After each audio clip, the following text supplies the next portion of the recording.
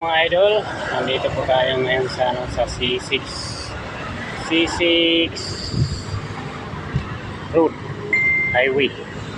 So napapansin ko lang dito pagaling dito papunta dito tawid, tatawid sila, tapos ang nito yan, gaya tatawid walang stoplight, diba? Walang stoplight to.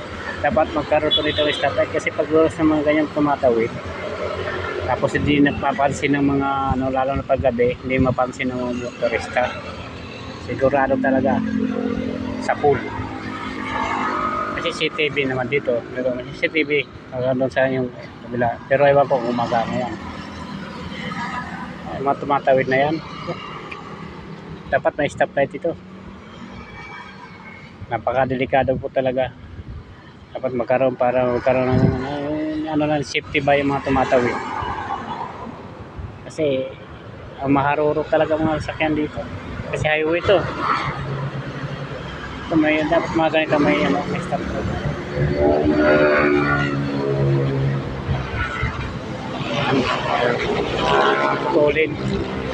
Ang tutulin nila. Tapos may tatawid, di mapansin sa pole. Sana po dito na-disgrasya daw ng anak ko sa lugar na to Ayan, tumatawid Tapos yan, ganyan matulin. Pag inabot na.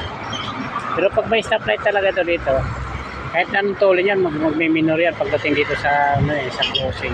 Kaya yung mapatawid na yan. Okay, na yan, minor na yan sila.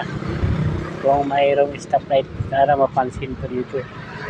Sa mapansin to, walang gano'n pa dito. Nakatakot. Para magkaroon ng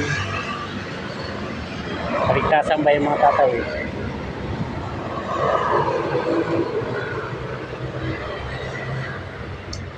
Tulit talaga. Pero pag may stoplight, pag may minor na yan sila dito sana mapansin. Thank you for watching.